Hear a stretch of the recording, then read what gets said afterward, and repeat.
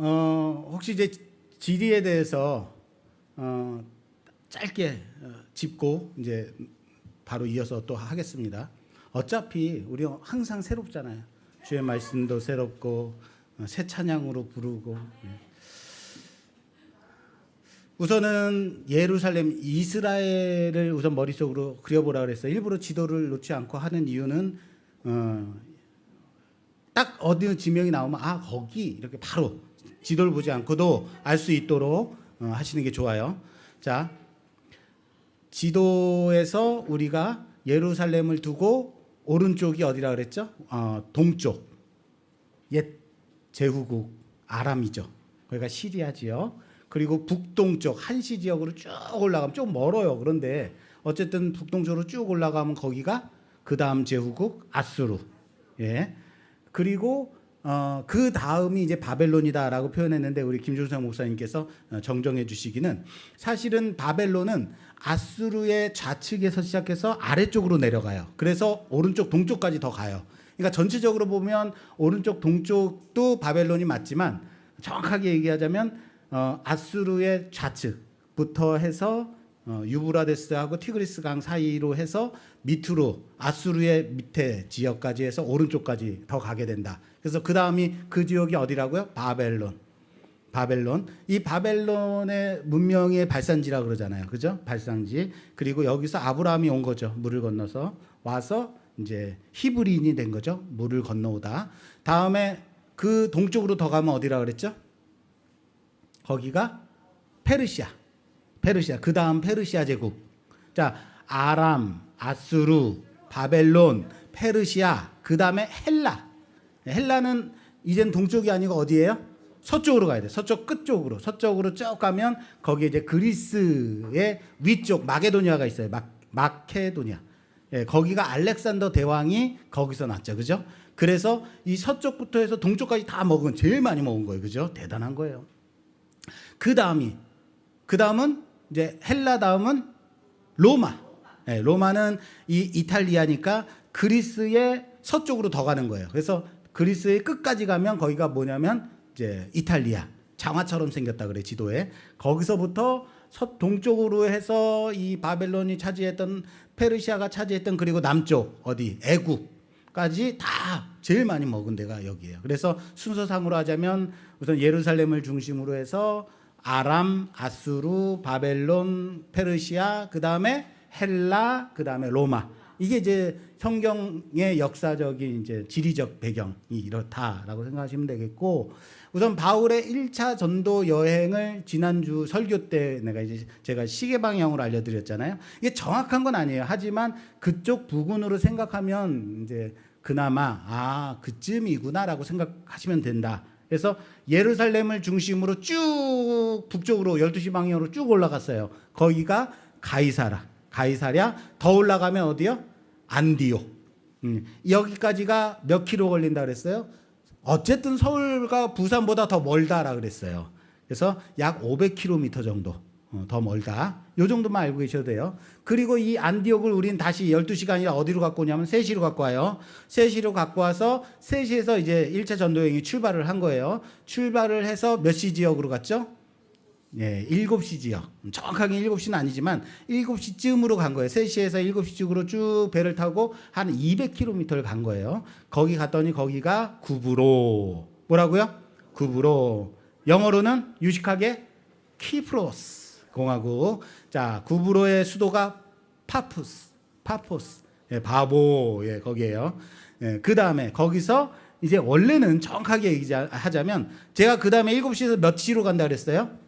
9시로 간다 그랬죠? 맞아요. 그런데 정확하게는 9시보다는 7시에서 약간 서북쪽으로 살짝 올라가요. 그래서 7시에서 한 7시 30분 작은 바늘만 생각하자면 그 정도의 약간 위다라고 생각하시면 돼요.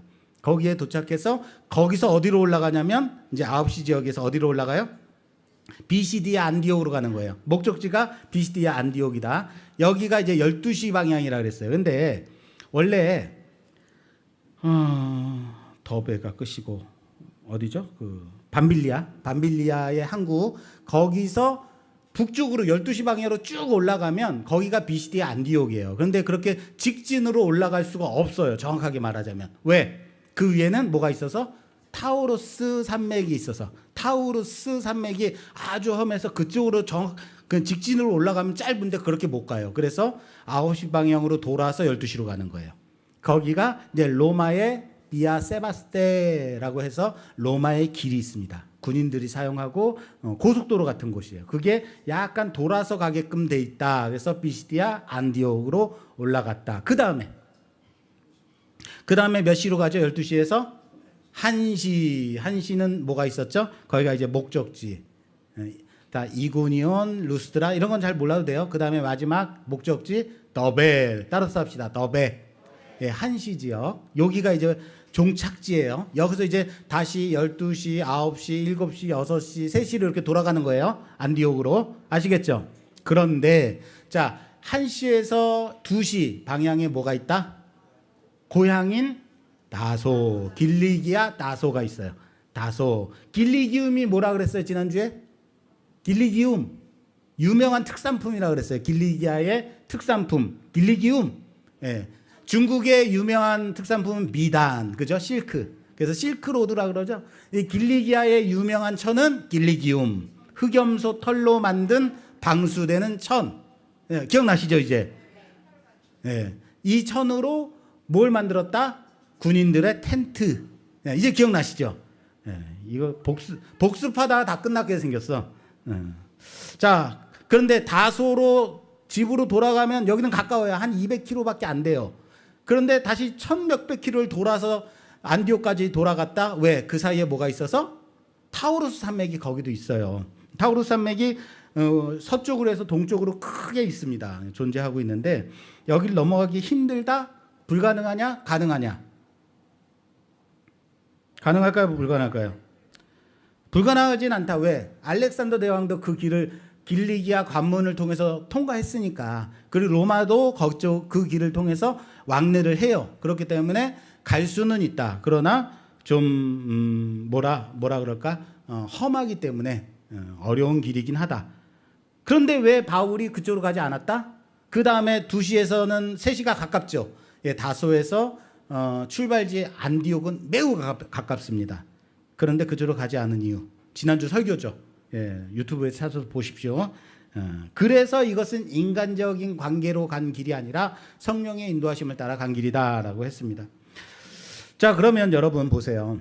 타우루스 산맥이 있기 때문에 1시에서 2시로 못 갔다라고만 말하면 그것은 저는 좀 잘못된 곳이다. 잘못된 해석이다라고 보는 이유가 뭐냐면 여러분 지금 우리가 보는 것은 3시, 6시, 7시, 9시, 12시, 1시 이렇게 본 거는 이게 바울의 몇 차 전도 여행이죠? 1차 전도 여행이에요. 몇 차? 1차 전도 여행이에요. 자, 1차 전도 여행은 더베 1시에서 끝났어. 다시 12시, 9시, 7시 돌아오는 거죠? 예. 2차 전도 여행 다시 출발합니다. 2차. 1차 아니에요. 1차 말고 2차 전도 여행의 출발 안디옥에서 어디로 가냐면 바울의 고향인 다소로 갑니다. 다소에서 그 다음에 어디로 가냐면 다소가 몇 시라 그랬어요? 2시. 2시에서 1시. 어디요? 더베. 그럼 더베로 가려면 뭘 넘었다는 얘기예요? 타우루스 산맥. 바울이 2차 전도 여행을 갈 때는 거꾸로 갔단 말이에요. 그러니까 이 타우루스 산맥을 못 넘었기 때문에 돌아간 것이다? 아니라는 거예요. 왜? 교회를 자신이 오면서 1차 전도여행을 통해서 세운 교회들을 굳건하게 하기 위해서 다시 돌아간 거예요. 그 먼 길을 되짚어간 것이다라는 거예요. 그게 위대한 거예요. 지리적으로 의문점이 뭐라 그랬어요? 바울 일행이 왜 1시에서 2시로 가지 않았느냐? 이것은 단지 지리적인 문제 때문만은 아니다라는 거예요. 2차 전도여행의 출발이 안디옥, 그 다음에 바울의 고향인 다소, 길리기아 다소, 그 다음에 한시 지역인 더베, 그 다음에 루스드라, 이고니온 이렇게 가요. 거꾸로 1차 여행에서 만났던 그 길을 따라서 간다. 그러니까 갈 수 있는 길이었다, 못 가는 길이었다? 갈 수 있는 길이었다. 자, 이렇게 되니까 해결이 돼요. 자, 그 다음에 자, 3번까지 본 것 같고, 비시디아 안디옥 로마 태역 군인들의 자부심, 여기 찾아주세요. 비시디아 안디옥 로마 태역 군인들의 자부심은 가득한 도시라고 돼 있어요. 찾으셨어요? 예, 마이크 읽어주셔야 돼요. 비시디아 안디옥은 그 탄생 배경 자체가 매우 독특하여라고 돼 있어요. 찾으셨어요? 마이크. 아니요. 그 아래 1, 2, 3번 지나서 네, 거기 읽어주세요. 자, 비시디아 안디옥은 그 탄생 배경 자체가 매우 독특하며 이는 사도행전 13장의 사건을 이해하는 데 결정적인 열쇠가 됩니다. 도시의 탄생, 아우구스투스 황제의 군인 재정착 정책, 로마는 오랜 공화정 말기의 내전을 겪으며 군단의 수가 비정상적으로 늘어났습니다. 악티움 해전에서 승리하며 최고 권력자가 된 옥타비아누스는 이 해전이 어디냐면 그 클레오파트라 하고 안토니우스, 그죠? 안토니우스가 협작해가지고 이제 로마랑 붙은 해전이에요. 로마는 원래 해전에 약해요. 그런데 이 옥타비아누스가 클레오파트라의 그 애굽의 군대를 무찌른 거예요. 맨날 나일강에서 배 띄우고 했던 나라의 그 유명한 해군을 무찌른 거예요. 31년에. 그래서 옥타비아누스가 정권을 잡게 되는 거예요. 자, 계속. 50개가 넘는 군단, 약 50만 명에 달하는 병사들 그대로 유지할 수는 없었습니다. 이는 엄청난 국방비 부담이자 언제든 다시 내전의 불씨가 될 수 있는 정치적 위험 요소였습니다. 아우구스투스는 군단의 절반가량을 해체하고 약 25에서 28개의 상비군만 남기는 군제 개혁을 단행했습니다. 이때 제대하는 수십만 명의 태역 군인들을 처리하는 것이 큰 문제였습니다. 이탈리아 출신인 이들을 한꺼번에 고향으로 돌려보내면 실업자와 잠재적 불만 세력이 되어 로마의 안정을 해칠 수 있었습니다. 그의 해결책은 바로 콜로니아 건설이었습니다. 그는 태역 군인들에게 두둑한 퇴직금과 함께 제국 내 전략적 요충지의 땅을 나눠주고 그곳에 새로운 도시를 건설하게 하여 살게 했습니다.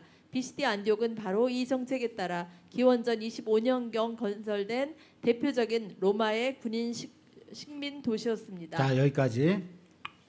우선 옥타비아누스가 이제 처음으로 이제 황제가 되는, 로마의 황제가 되는 그때의 아우구스투스가 되죠, 그죠? 그런데 이때의 로마의 군인이 어마어마하게 제일 많았던 때가 이때예요. 그리고 이때가 영토가 어마어마하게 넓었어요. 그래서 그때 군인들이 많이 필요했겠죠. 여기는 지금 50만 명 정도, 그래서 50여 군단이라고 얘기해요. 예. 그런데 이 사람들, 이 군인들이 계속해서 다 필요한 거 아니잖아요. 점령하고 싸우고 그럴 때만 군인들이 필요하지. 군인들이 너무 많으면 또 문제가 발생하잖아요. 이 군인들을 먹여 살려야 되고 계속해서 지원해야 되고, 그러니까 재정적인 문제로 인해 가지고 반을 줄여요. 그래서 보통 그때 당시에 50만 명에서 60만 명, 그래서 군단이 50여 군단에서 60여 군단이 있었다라고 하는데 약 30개 이하로 한 25개에서 30여 군단으로 줄여버립니다. 그러니까 남은 반에 대해서 이걸 어떻게 해야 되느냐. 근데 이 사람들이 한꺼번에 우르르 하고 이탈리아 본토로 가게 되면 이탈리아의 문제가 아주 심각해지겠죠. 그래서 군인들은 너희가 지금 주둔한 그곳에다가 도시를 짓고 그곳에서 살아라. 퇴직금을 충분히 주마 하고 거기다 세운 도시 이름을 뭐라고 했냐면 콜로니아. 뭐라고요? 콜로니아를 짓게 해요. 자, 콜로니아로 유명한 도시가 우리가 지금 배운 비시디아 안디옥, 그리고 고린도, 그리고 가장 유명한 빌립보. 빌립보가 군인들의 도시죠. 군인들이 만든 도시라 그러잖아요. 그래서 빌립보, 고린도, 그리고 비시디아 안디옥, 이 세 도시가, 그 외에도 여러 도시들이 있었는데 그곳에 주둔하고 있던 군인들을 이제 너는 그냥 퇴역해 하고 퇴직금을 잔뜩 후하게 쳐주고 그곳에다가 도시를 짓고 로마처럼 살아라 하고 만들어준 것이 바로 이제 콜로니아 그래서 그 중에 하나가 비시디 안디옥인 거예요. 로마 군제에 대해서 우리는 제가 먼저 좀 설명을 드릴게요. 이제 군단 그런데 이 한 군단은 약 10,000명 정도로 생각이 돼요. 그런데 정확하게 얘기하자면 약 5,000명에서 6,000명으로 구성된 것을 한 군단이라 그래요. 그 목사님, 우리나라 우리 군인, 한국 군인에서 한 군단 이 체제도 보통 그 정도 하나요?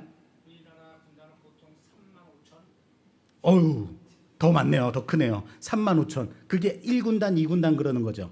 그게 제일 큰 그거죠. 그러니까 로마의 군제도 가장 큰 군단, 이것을 한 군단이라 그랬는데 약 6,000명에서 10,000명 정도. 근데 그것이 한 50개에서 60개 군단이 있었는데 너무 많은 거죠. 그러니까 그걸 이제 반으로 이제 없애버렸다. 이 군제에 대해서 제가 설명드릴게요.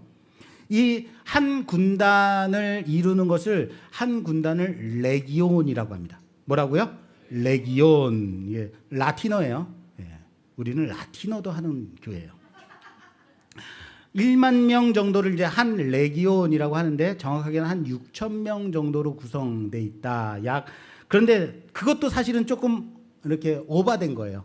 정확하게는 한 4,800명 정도 한 군단을 이루었다라고 추정합니다. 왜냐하면 이 군대의 가장 작은 단위가 뭐냐면 8명이 한 텐트를 사용해요. 그게 이제 바울의 할아버지가 만든 그 텐트예요. 이제 군납한 텐트. 그게 한 텐트 안에 8명이 이제 거주하게 되는데 그걸 우리나라에서도 한 소대라고 하죠. 분대. 그게 제일 작은 거예요. 그럼 분대는 몇 명 정도 돼요? 9명. 9명. 비슷하네요. 역시 그 군인 출신인 우리 목사님이 계시니까. 예. 로마는 한 8명이 한 텐트에서 함께 먹고 자고 이게 아주 강하죠. 그러니까 이 멤버십이 강해요. 8명이 한 가장 작은 이제 소대처럼 분대처럼 여기 모이게 되고 이들이 10부대가 모여서 10부대가 모이면 몇 명이에요? 80명이죠. 근데 이 80명이 모인 것을 센추리아라고 합니다. 뭐라고요? 센추리아라고 해요. 이것을 센추리아를 관장하는 사람을 백부장이라고 해요. 그죠. 맞아요. 그 얘기를 해야 돼요.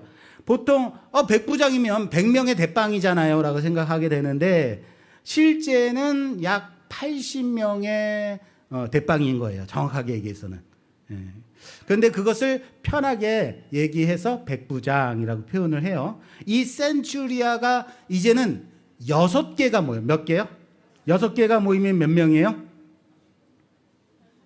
계산이 안 돼요? 6, 8에 4,800명? 480명? 480명이죠. 그죠? 그러니까 센추리아가 6개 모이면 이것을 천부장이라고 합니다. 천부장이 몇 명이 모여야 돼요, 원래는? 1,000명의 대빵이죠. 그런데 로마에는 당시에 이 천부장이라는 직함이 직접적인 직함이 없어요, 원래는. 로마 군제에는 천부장이라고 부르지 않았는데 이 누가가 원래 히브리인들에게는 뭐가 있었냐면 10부장, 50부장, 100부장, 천부장이 있었죠.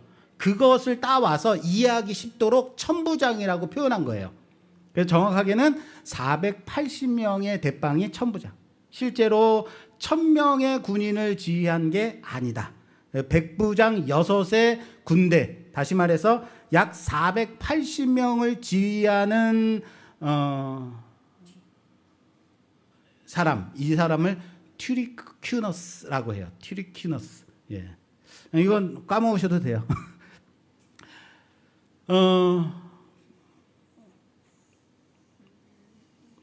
이 튜리큐너스를 이제 군사 호민관이라고 정확한 명칭은 천부장이 아니라 로마에서는 군사 호민관이라고 해요. 정치에서 호민관은 이제 정치를 다스리는 사람이고 이 480명의 군인을 다스리는 사람을 군사 호민관이라고 불렀어요. 이 튜리큐너스를 호민관이라 부른다. 그리고 이 천부장이 10명이 모이게 되면 이것이 바로 레기온이 되는 거예요. 레기온. 그러니까 480명이 10명, 10군단이 10부대가 모이면 그게 4,800명이 돼서 이게 한 군단 레기온이라고 해요. 자, 여러분 생각해 보세요. 마가복음에 군대 귀신 들린 자 나오죠. 이 군대 귀신 들린 자라고 할 때 이 군대 귀신을 레기온이라고 썼어요. 그러니까 그 사람 안에 얼마나 많은 귀신이 들었다는 거예요? 한 6천 마리가 있다는 얘기죠. 그죠? 근데 정확하게 그 사람 안에 6천 마리의 귀신이 들었다라고 표현하기보다는 그렇게 많은 귀신이 그 안에 있었다라는 얘기인 거예요. 아시겠죠? 그래서 그 마가복음에 귀신 들린 사람, 군대 귀신 들린 사람을 표현할 때 이 레기온, 한 군단의 군대라는 용어를 썼다라는 거예요. 자, 비시디아 안디옥, 여기까지 이제 군대가 이제 이해가 됐죠? 예. 그런데 이렇게 많은 군단이 필요 없으니까 반으로 줄여서 그 다음에 콜로니아를 세우게 했다. 각 지역마다. 그래서 카이사르도 사실은 콜로니아예요. 그리고 비시디아 안디옥, 그리고 고린도, 그리고 빌립보가 이제 아주 유명한 도시예요. 군인들이 잔뜩 사는 곳이에요. 그러니까 이 사람들은 자신들이 로마인이다라는 자부심을 갖고 작은 로마처럼 그 도시를 똑같이 만들어 돈을 엄청 많이 줬으니까. 자, 비시디아 안디옥은 그거 읽어주세요. 아까 읽었던. 바로 네. 이 정책에 따라 기원전 25년경 건설된 대표적인 로마의 군인 식민 도시였습니다. 주로 제5군단 칼리카와 제7군단 출신 태역병들이 이곳에 정착했습니다. 계속. 두 번째, 도시의 특징. 비시디아 안디옥은 단순한 지방 도시가 아니었습니다. 그 주민들은 다음과 같은 특징과 강한 정체성을 가지고 있었습니다. 강력한 로마 시민의식. 주민 대다수가 로마 군단 출신이었기에 그들은 자신들이 제국의 개척자이자 수호자라는 강한 자부심을 가졌습니다. 그들은 머리부터 발끝까지 나는 로마인이다라는 의식으로 가득 차 있었습니다. 로마의 행정 및 문화 중심지 도시는 로마의 도시계획에 따라 완벽하게 설계되었고 신전, 광장, 목욕탕 등 로마의 모든 기반 시설을 갖춘 작은 로마였습니다. 공식 언어는 라틴어였고 로마의 법과 문화가 도시를 지배했습니다. 전략적. 네, 비시디아 안디옥은 소아시아 내륙의 중요한 교통로인 비아 세바스테가 지나가는 길목에 위치하여 군사적, 행정적으로 매우 중요한 역할을 했습니다. 이러한 도시의 배경은 바울의 선교 여정에서 다음과 같은 중요한 의미를 지닙니다. 그러니까 그곳에 사는 사람들은 자신들이 로마인이고 이곳이 로마와 똑같은 도시다라는 그런 프라이드를 가지고 있었단 말이에요. 그러니까 1등 시민 의식을 가지고 있었던 그런 사람들이란 말이에요. 그러니까 그곳이 로마다. 자, 요거 생각을 가지고 요 다음 이제 읽어보자고요. 유대인 회당의 존재. 로마가 건설한 안정되고 상업적으로 번성하는 도시에는 어김없이 유대인 디아스포라 공동체가 형성되었습니다. 바울은 자신의 선교 원칙에 따라 먼저 이곳에 유대인 회당을 찾아 복음을 전했습니다. 바울이 단순히 유대인에게만 복음을 전하려 했다면 이곳까지 올 필요가 없었을 것입니다. 하지만 그의 비전은 로마 세계의 복음화에 있었습니다. 로마의 자부심으로 가득한 이 도시에서 복음이 받아진다는 것은 복음이 제국의 심장부로 들어갈 수 있다는 가능성을 보여주는 상징적인 사건이었습니다. 앞서 추론한 바와 같이 총독 서기오 바울의 추천이 없었다면 바울이 이런 폐쇄적이고 군대적인 성격의 도시에 들어가 영향력 있게 복음을 전하기는 어려웠을 것입니다. 로마 엘리트의 속에는 바울이 회당에 들어가 발언권을 얻고 로마 시민들과 접촉하는 데 결정적인 역할을 했습니다. 자, 보세요. 그곳에 사는 사람들이 로마인이죠. 이게 되게 중요한 게 뭐냐면 우선은 로마인들이 있었기 때문에 로마에게 포로로 잡힌 누구들이 많아요? 포로들이 엄청 많은 거예요.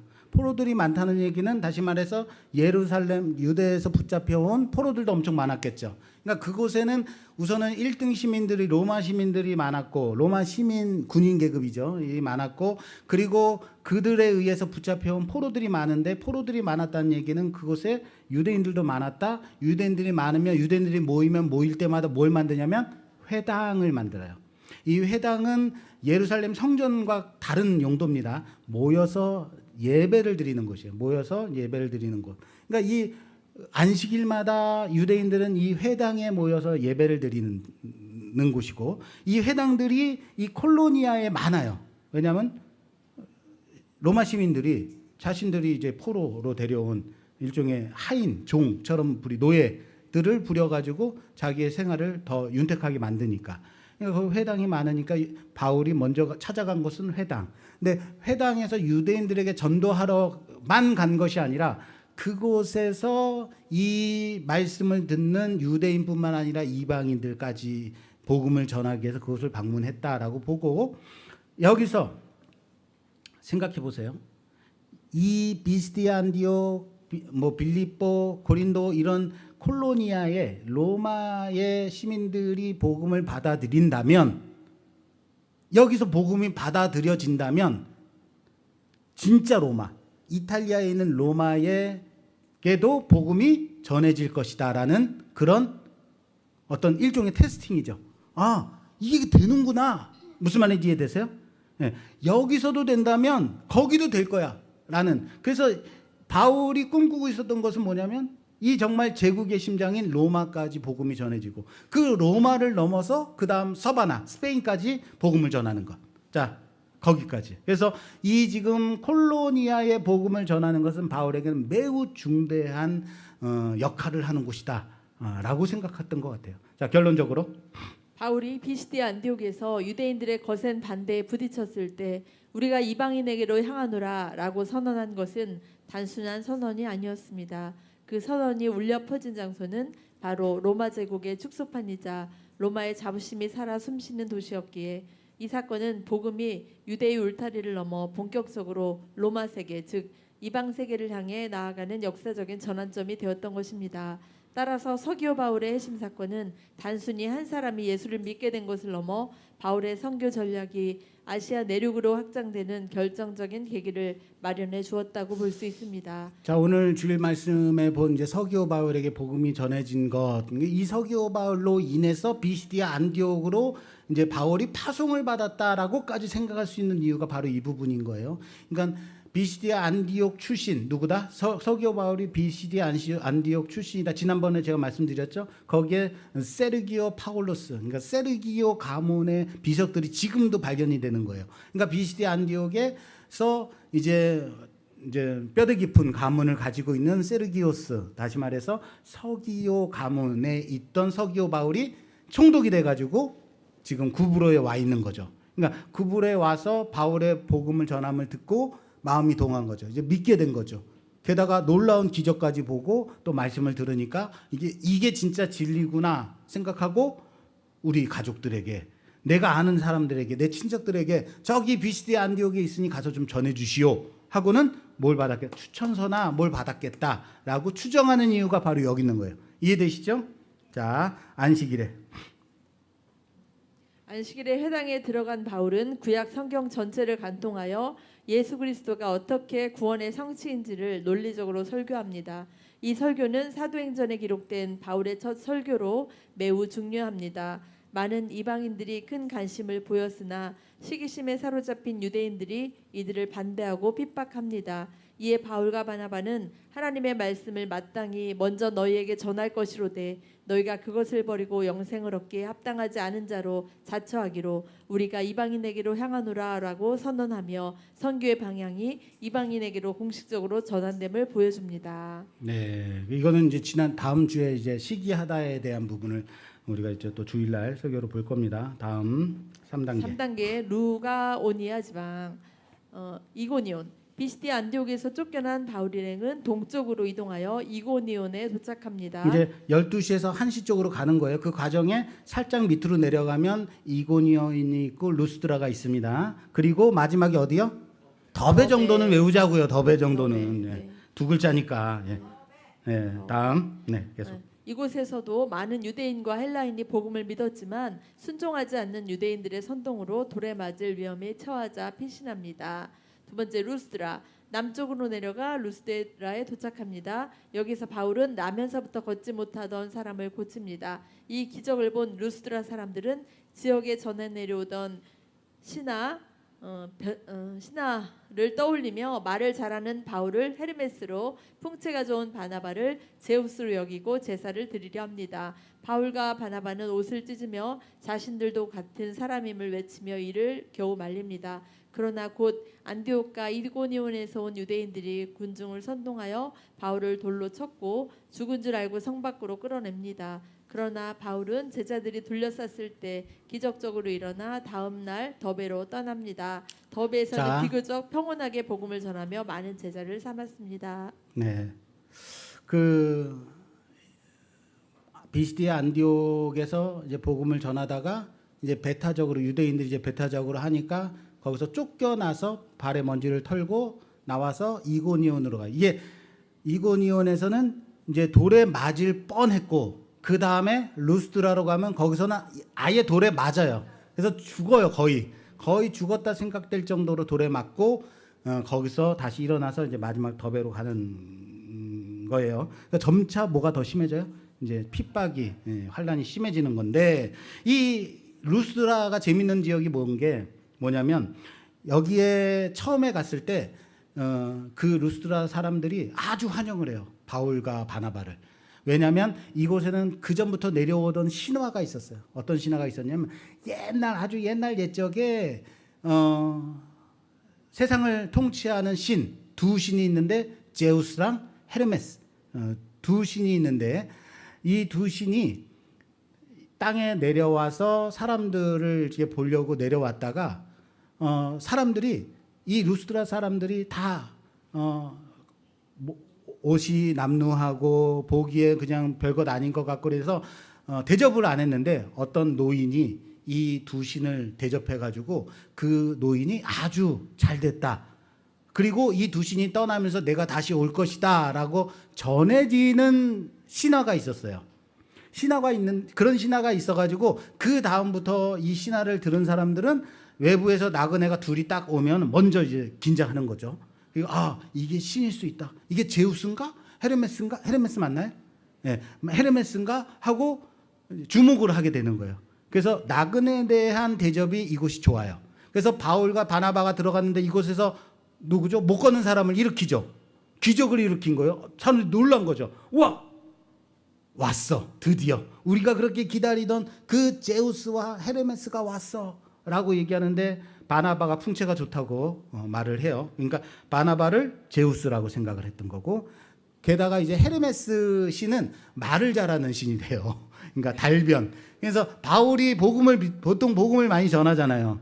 그러니까 바울을 헤르메스 신이다라고 해서 그 앞에서 이제 제사를 드리고 막 섬기려고 하니까 이때 이제 옷을 찢으면서 우리도 너희와 똑같은 성정을 가진 자들이다라고 막 통탄해하면서 그랬더니 이 사람들이 끝내 어떻게 해요? 돌을 던져서 거의 죽일 때까지 돌을 던지는 거예요. 정말 무서운 거예요. 돌을 던져서 사람 죽인다는 게. 그런데 여러분 같으면 어떻겠어요? 누가 딱 여러분들이 딱 방문했더니 당신 정말 대단합니다. 놀랍습니다.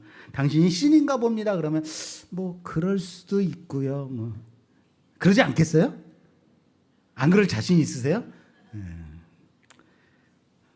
자, 5번. 귀한. 더베는 바울의 고향 다소와 가까워 동쪽으로 가면 쉽고 빠르게 수리아 안디옥으로 돌아갈 수 있었습니다. 하지만 바울과 바나바는 편한 길을 택하지 않고 자신들이 핍박받고 죽을 고비를 넘겼던 루스드라, 이고니온, 비시디아 안디옥으로 되돌아갑니다. 그 이유는 새로 생긴 교회와 제자들을 다시 방문하여 그들의 믿음을 굳건하게 하고 각 교회의 장로들을 세워 조직적인 교회의 기틀을 마련하기 위함이었습니다. 이는 단지 복음을 전파하는 것을 넘어 교회를 세우고 양육하는 목회자로서의 사명을 보여주는 중요한 모습입니다. 이후 밤빌리아를 거쳐 아탈리아에서 배를 타고 출발지였던 수리아 안디옥으로 돌아와 하나님께서 이방인들에게 믿음의 문을 여신 모든 과정을 보고하며 1차 선교 여행을 마무리합니다. 네. 그래서 아까 전에 앞에서 제가 말씀드린 바울과 바나바가 다소로 넘어가지 않은 이유는 여기에 지금 나와 있는 말씀이고 그러면 그것이 불가능하기 때문에 그것을 통과하지 않고 돌아간 것이냐? 그것은 아니다. 길리기아 관문을 통과하면 길리기아 평야, 거기가 평야지대가 되는 거예요. 길리기아 평야지대가 있어서 다소까지 가는 길이 매우 가깝고 약 180km, 180에서 200이니까 여기서 대전, 여기서 속초 200km. 네, 속초 가는 길이에요. 고속도로 쫙 돼 있어서 2시간이면 2시간 한 20분, 2시간 반이면 가요. 언제 한번 갈까요? 네, 좋습니다. 네, 그 정도 거리예요. 그럼 갈만하죠. 그런데 그 길로 가지 않았다. 네. 당시 유대인들은 말을 안 탑니다. 예, 이 180에서 200km면은 돌아갈 수 있는 집으로 갈 수 있는 길을 안 가고 1000km 넘는 지역을 다시 돌아서 아무리 고단해도 이 지역 다시 돌아서 장로도 세우고 집사도 세우고 그러고 이제 안디옥으로 돌아가는 거죠. 이후에 밤빌리아를 거쳐 어디요? 아탈리아. 예. 밤빌리아를 거쳐서 아탈리아로 가는데 처음 구브로에서 배 타고 도착한 곳이 어디라 그랬죠? 나 이게 맨날 까먹어. 버가로 가야지요. 근데 출발했던 버가로 가지 않고 아탈리아로 가요. 예, 왜 그랬다 그랬죠? 버가는 구나미 맞아요. 구나미나 어떤 공적 일을 하는 배가 들어가는 항구, 강가에 있는. 예, 바다를 거슬러서 강으로 들어가서 약 18km 지점에 있는 아주 군수품이나 이런 것을 옮기는 그런 공적인 일을 하는 배만 될 수 있는 곳이 버가예요. 그리고 아탈리아는 상업을 하는 사람들 누구나 이용할 수 있는. 그래서 아탈리아로 도착해서 아탈리아에서 배 타고 안디옥으로 가요. 그 이유가 이제는 그 추천장을 더 이상 써먹을 수 없으니까 돌아올 때는 일반인들이 사용하는 그 항구를 통해서 돌아왔다라고 생각하는 거예요. 그거 읽어주세요. 1차 전도 여행 지리와 거리. 아니 그 바로 전 문장. 바로 전. 방금 내가 읽은 거. 이후 밤빌리아를 거쳐 아탈리아에서 배를 타고 출발지였던 수리아 안디옥으로 돌아와 하나님께서 이방인들에게 믿음의 문을 여신 모든 가정을 보고하며 1차 전도 여행을 마무리합니다. 자, 이래서 1차 전도 여행이 마무리가 됐어요. 우리는 바울이 약 1년 반에서 2년간 다녀온 1차 전도 여행지를 다 둘러봤어요. 2년. 와, 얼마나 고단했겠어요. 자, 그 거리에서 한번 볼까요? 자, 2000km. 총 2000km죠. 안디옥에서 수리아 안디옥에서 실루기아. 여기가 이제 외항이라 그랬죠. 일종의 서울의 외항, 인천 이런 것처럼 안디옥의 외항, 실루기아 항구에서 배를 타고 어디로 가요? 그 외항은 약 25km 된다고 돼요. 예, 자, 2번 실루기아에서 구브로 살라미 배로 약 몇 킬로? 210km. 적지 않은 거리예요. 예, 거기를 가죠. 그래서 여기는 물론 직선 거리를 말합니다. 3번. 자, 이제 구브로 살라미에서 바보, 수도까지 가는 코스. 여기가 섬 동쪽에서 서쪽으로 이제 끝까지 육로로 가는 길 몇 킬로? 150km. 150km면 어느 정도 될까? 지금 여기서 대전 조금 못 되죠. 예. 천안? 대전? 예. 그 정도예요. 예, 거기를 다른 그 회당이나 이런 걸 다 둘러서 간 거예요. 그래서 약 이 바보까지 가는 구브로 그 처음 섬에서 돌아서 바보까지 가는 길을 약 한 일주일 정도 걸렸다라고 봅니다. 자, 바보에서 어디요? 밤빌리아 항구로 가죠. 배 타고 약 270km. 와, 만만치 않아요. 그 다음에 그 서쪽에서 소아시아 남부 해안까지 가는 거예요. 그 다음에 5번 버가 항구에서 비시디아 안디옥. 자, 여기가 타우루스 산맥이 있기 때문에 직진으로 올라가지 못하고 약간 9시로 해서 돌아갔다 그랬습니다. 그죠? 자, 험준한 타우루스 산맥을 넘지 못하고 여기 넘어라고 돼 있죠? 넘어가 아닙니다. 그 비아 세바스테 로마가 만들어 놓은 고속도로를 통해서 갔습니다. 그래서 여기는 지금 160km라고 돼 있죠. 근데 160km보다 더 된다라고 추정을 해요. 예, 이렇게 보시면 돼요. 다음. 여기가 상당히 이제 걸어서 간 길이니까 상당히 먼 길이에요. 자, 그다음에 이 구간이 가장 힘든 코스라고들 사람들은 보고 있습니다. 비시디아 세바스티아 길을 이용했을 뿐이다. 자, 6번 비시디아 안디옥에서 어디 가죠? 이고니온. 오늘의 여기가 코니아라는 곳이라고 합니다. 저는 모르겠어요. 여기가. 자, 약 몇 킬로? 145킬로. 로마 도로 비아 세바스테를 통해서 간 거예요. 이것도. 그러니까 이 비아 세바스테가 서쪽에서 동쪽으로 이렇게 더베까지 이제 더베 가기 전까지 연결이 돼 있는 도로다라고 생각하시면 되고요. 로마는 워낙에 도를 잘 닦았어요. 이고니온에서 루스드라, 여기 돌 맞아 죽을 뻔한 루스드라, 이것이 약 몇 킬로? 35킬로. 가깝죠.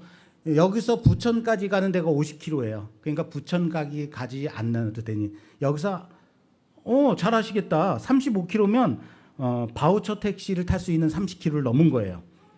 네. 네. 다음에 루스드라에서 더베, 더베는 약 100km, 네, 조금 머네요. 100km. 네. 인천까지 가는데 한 100km 되죠? 아닌가? 바우처 가요? 예, 그다음 이제 다시 돌아오죠. 자, 돌아옵시다. 더베에서 루스드라, 그다음에 이고니온, 그다음 비시디아, 그다음에 다시 같은 길을 걸쳐서 약 몇 킬로냐면 280km랍니다. 예, 이건 제가 아는 게 아니고 이제 찾아봤더니 이렇게 써 있어서 제가 쓴 겁니다. 비시디아 안디옥에서 버가, 그다음에 아탈리아 항구, 이게 상업 항구예요. 아탈리아 항구에서 배를 타고 안디옥에서 버가까지 약 160이죠. 160km. 그래서 아탈리아까지 약 13km. 예, 가깝네요. 그다음 아탈리아에서 수리아 안디옥까지는 500km. 예, 아까 안디옥 그 외항에서 실루기아죠. 실루기아에서 약 250km. 그다음 구브로에서 또 약 200km에서 갔다 그랬잖아요. 그러니까 그걸 합치면 500km 맞죠? 예. 자, 그래서 전체 합계 볼까요? 전체 합계. 학자들이 추정하는 바에 따르면 약 1,500km에서 200km, 2,000km 육로 플러스 해로 다 해서 기간은 약 1년에서 1년 반 또는 약 2년까지도 보는 학자들이 있습니다. 자, 정리하자면 안디옥, 실루기아, 구브로, 버가, 비시디아, 안디옥, 그 다음에 이고니온, 루스드라, 더베, 전진여정, 그리고 더베에서 다시 직행하면 훨씬 가깝지만 다소로 가지 않고, 요건 제가 말씀드린 부분. 자, 그래서 우리는 지금까지 약 2,000km의 어마어마한 여정을 짧게 살펴봤습니다. 여러분, 이 여정을 보면서 여러분 어떠세요? 옛날에 있었던 그런 설화와 같이 내려오는 이야기로만 들려지십니까? 이렇게 특강을 하는 이유는 뭐냐면 이게 완전히 없었던 일이 아니라 정말로 역사적으로 있었던 일이고, 그것이 실질적으로 이렇게 지금도 살아 숨쉬는 그곳의 일들이, 그곳의 도시들이, 그곳의 거리가, 그곳의 역사가 우리에게도 좀 다가왔으면 좋겠다. 그래서 일부러 제가 이제 6시다, 7시다, 12시다, 3시다 뭐 이런 식으로 이제 설명을 드리고, 킬로미터로는 어느 정도 된다, 부산보다 멀다, 가깝다, 인천이다 뭐 이런 얘기를 해드리는 이유가, 성경에 있는 것을 그냥 성경적으로만 보시지 말고 입체적으로 좀 상상하면서 이미지네이션 하면서 보면 좀 더 와닿는 부분들이 있다는 거예요. 사도행전이 이 지명이 나오고 전혀 모르는 얘기들이 나오니까 처음에 사도행전을 되게 힘들어요. 그 안에 있었던 기적에만 관심을 가져요. 바울이 사람을 살리고 일으키고, 맨날 유두거 떨어졌다고, 야 설교 시간에 너도 졸면 떨어져서 유두거가 돼, 이런 얘기만 하고 있어요. 그런데 실제로 우리에게 지금도 성령의 행전을 통해서, 우리를 통해서도 하나님의 구원의 역사, 그 여정이 이루어져 가고 있다. 생각해보세요. 2,000km를 여러분들이 간다고 생각하세요. 여러분에게 하나님께서 자 2,000km 갔다 와라. 걸어서 어딜 뭘 차를 타. KTX가 뭐야. 다니면서 교회마다 집집마다 다니면서 복음 전하면서 가라. 그러면 여러분 어떻게 하실 거예요? 하나님이 가라는데 못 가요? 아주 센데요? 예. 바울의 이 전도 여행의 여정이 어떤가? 좀 그걸 좀 우리들이 좀 상상해 봤으면 좋겠다라는 생각에서 오늘 특강을 했고요. 그리고 당시의 역사적 배경이나 그리고 제국들의 배치나 또 지도로 보자면 어떻구나 이런 것들 우리가 봤죠. 권사님만 재밌어 하시는 것 같고 남들은 지금 유두고가 되어 가고 있어요. 네. 1차. 1차만 한 거예요. 예. 아니 1차가 이제 지명들이 거기 나오니까 아까 전에 말씀드렸듯이 이제 바울의 2차 전도 여행은 안디옥에서 다소로에서 더베 이제 이해가 되죠. 그죠? 그렇게 갔구나. 루스드라 이고니온. 그렇게 갔구나. 거기서 이제 마게도니아 사람이 막 손 흔드는 걸 보고 어디로 가요? 그렇죠. 넘어가는 거예요. 유럽으로 가는. 그렇구나. 원래 그 바울은 어떻게 가려고 했을까?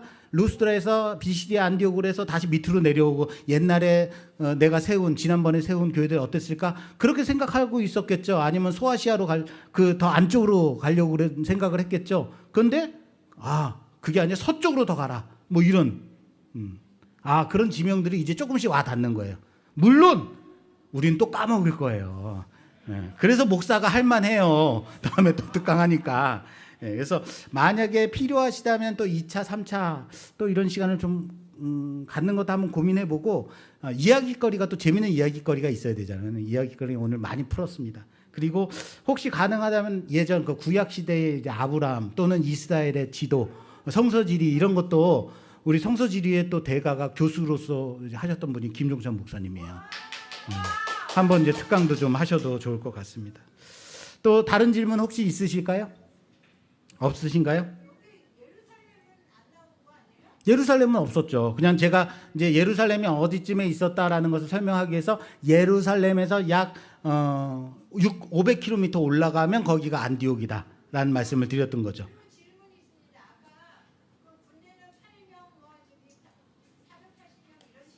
네. 백부장, 천부장. 네.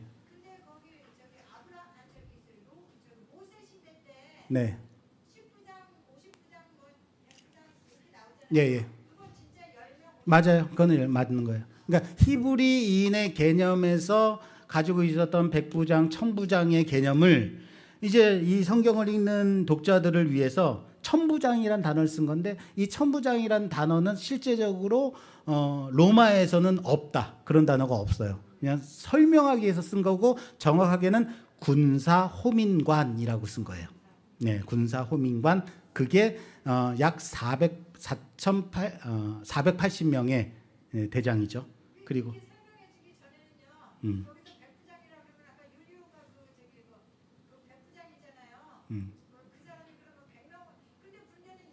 근데 그게 꼭 숫자로 꼭 80명이다. 480명이다. 4,800명이다. 이렇게 볼 필요가 없는 게 그 편제가 군단이 완성되기 위해서는 그 외에 이제 부수적인 사람들도 있겠죠. 그렇게 치면 6,000명, 10,000명까지도 갈 수 있는 거고 또 480명이 꼭 그 천부장, 4,800명의 천부장이다가 아닐 수도 있는 게 더 많은 군사들도 있을 수 있으니까 기본 편제에 대해서는 이렇다라고 생각하시면 돼요. 그리고 직계 가족은 아니고 뭐 음식도 만들어야 되고 또 이제 뭐 짐도 날라야 되고 또 이제 포병, 마병 뭐 이런 또 병제가 또 따로 있으니까 그냥 그런 식의 개념이다라고 생각하시면 돼요. 그러니까 누가 어디 가서 야 백부장이 80명인데 왜 너는 100명이라고 그러냐 이런 식으로 목사한테 따지고 들면 혼납니다. 안 돼요.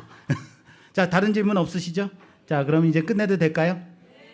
자, 기도하고 마치겠습니다.